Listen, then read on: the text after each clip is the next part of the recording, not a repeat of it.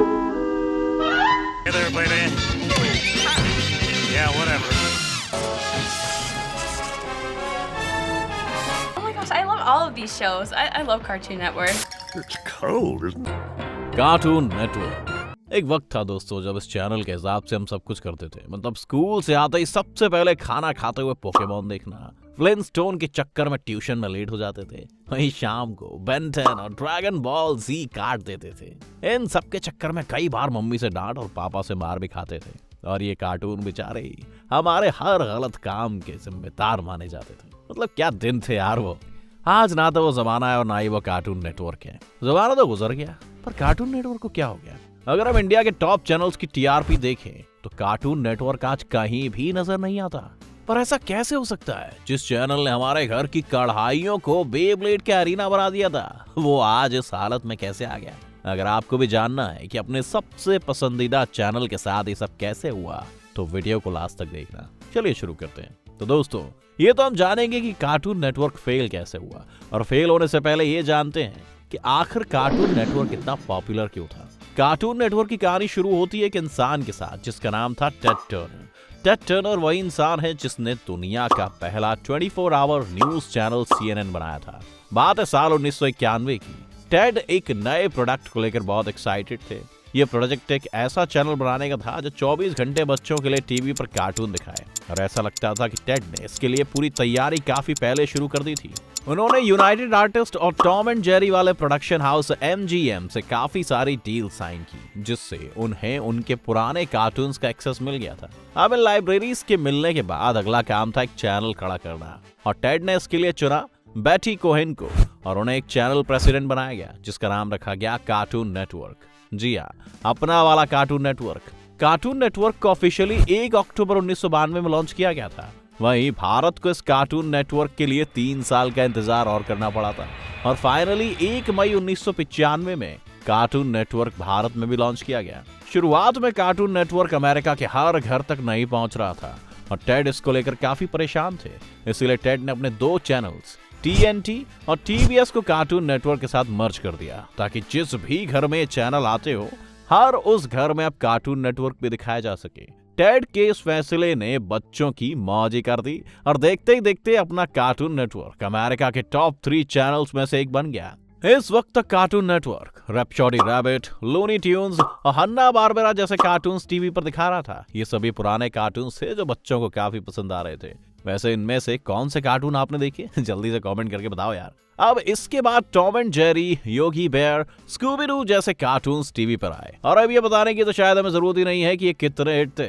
अब तक cartoon network Bharat में भी आ चुका था, और यहाँ भी इन अमेरिकन कार्टून्स की धूम थी। जनवरी 1999 से कार्टून नेटवर्क ने इन सभी कार्टून्स को हिंदी में डब करके भी पेश करना शुरू कर दिया। आहो, अब मैं भी उतरूंगा बर्फ में। अब देखो मेरा कमाल। आहो, मेरा ब्रांड ज्वाइन कीजिए। हर महीने नई कसरतें सिर्फ 25 सेंट में। देखो मम्मी, ये लगभग नंगे आदमियों की तस्वीरें देख रहा है। अब बस फिर क्या था? पहले इंग्लिश में ही जब हमें कार्टून इतने पसंद आ रहे थे, तो फिर हिंदी में तो क्या ही बात थी। हिंदी का असर ये था कि अब बहुत बड़े लेवल पर न सिर्फ शहरों में, पर गांव और कस्बों में भी कार्टून नेटवर्क छाया रहता था। सैटेलाइट टीवी पूरे भारत के लिए अब भी एक नई चीज थी, लेकिन इसने कार्टून नेटवर्क की ग्रोथ में काफी मदद की। वैसे तो सब अच्छा ही चल रहा था, पर टेड इतने से खुश नहीं थे। अब तक वो पुराने कार्टून से लोगों को दिखाए जा रहे थे, इसलिए कार्टून नेटवर्क ने अपनी स्ट्रेटजी बदली और खुद के कार्टून्स बनाने शुरू किए, और नए कार्टून्स मार्केट में आने लगे। ये कार्टून अपना छोटा साइंटिस्ट, डेक्स्टर लेबोरेटरी, अपना Playboy, Johnny Bravo, cow and chicken, और उस वक्त का सबसे बड़ा शो बना एड एंड एडी, जिसकी रेटिंग आसमान छू रही थी। वो भी इसी स्ट्रेटजी से निकल कर आया था। 20वीं सदी खत्म हुई और 2000 के साल में कार्टून नेटवर्क लाया आज भी पॉपुलर रहने वाले हमारे करेज एंड कावर्डली डॉग को, जिसकी हालत बिल्कुल वैसी थी जैसी बच्चों के रिजल्ट आने वाले दिन रहती है। कार्टून नेटवर्क फिर पावर पफ गर्ल्स भी लेकर आया, और यहाँ से फिर कार्टून नेटवर्क ने सुपर हीरोज की तरफ रुख किया। DC के जस्टिस लीग और बैटमैन की पहली एनिमेटेड सीरीज भी कार्टून नेटवर्क ही लेकर आया। और उसके बाद मार्वल का स्पाइडरमैन भी इंडियन टीवी पर चलने लगा। सब सही चल रहा था। एक ही साल में कार्टून नेटवर्क ने बैटमैन की 3 नई सीरीज लॉन्च कर दी। सुपरमैन भी उसी साल दिखाया जाने लगा। फिर अगले साल कार्टून नेटवर्क ने अमेरिका से बाहर आकर क्रॉस कल्चरल शोज भी दिखाने शुरू कर दिए। ये शोज कौन से थे? ये थे ड्रैगन बॉल जी और बेब्लेड, जो अगले 3 सालों तक दुनिया के नंबर 1 कार्टून्स की लिस्ट में खुद ही एक दूसरे को पीछे छोड़ते रहते थे। कार्टून नेटवर्क रोज और ज्यादा शक्तिशाली होता जा रहा था। 2004 के दौरान कार्टून नेटवर्क ने अपना लोगो भी चेंज कर दिया। 2005 में कार्टून नेटवर्क इतना पॉपुलर था कि अपनी फिल्म मंगल पांडे को प्रमोट करने के लिए आमिर खान भी उस पर दिखाई दिए। जी हाँ, उस वक्त कार्टून नेटवर्क का स्वैग ही कुछ ऐसा था। ये काफी यूनिक एपिसोड था क्योंकि इस एपिसोड में कार्टून्स के सलमान खान, जॉनी ब्रावो ने आमिर खान का इंटरव्यू लिया था। 2007 तक कार्टून नेटवर्क के पास इतने ओरिजिनल शोज आ चुके थे कि उन्होंने अपने क्लासिक कार्टून्स जैसे पॉपॉय और टॉम एंड जेरी के लिए एक अलग से बूमरैंग नाम का चैनल खोल दिया और कार्टून नेटवर्क पर सिर्फ ओरिजिनल कार्टून्स आने लगे। और टाइमिंग भी क्या जबरदस्त थी क्योंकि इसी साल कार्टून नेटवर्क ने अपने चैनल पर बेन 10 को लॉन्च किया, जिसकी पॉपुलैरिटी कितनी थी इसके बारे में हमें आपको बताने की जरूरत नहीं है दोस्तों। याद है ना कि बचपन में कैसे बर्थडे पर बैन की वॉच से लेकर बैग और टिफिन बॉक्स तक हर जगह बैन ही छाया हुआ था। अब आप पूछेंगे सब तो अच्छा चल रहा है, फिर परेशानी कहाँ आई? दरअसल शुरुआती परेशानी आनी तो तभी शुरू हो गई थी जब बूमरैंग बनाया गया था। अब इसमें भी 2 तरह की थ्योरीज है दोस्तों। पहली थ्योरी ये है कि बच्चे अब भी पुराने टॉम एंड जेरी और पिंक पैंथर शोज जैसे कार्टून से देखना चाह रहे थे, जो कार्टून नेटवर्क ने बंद कर दिए थे।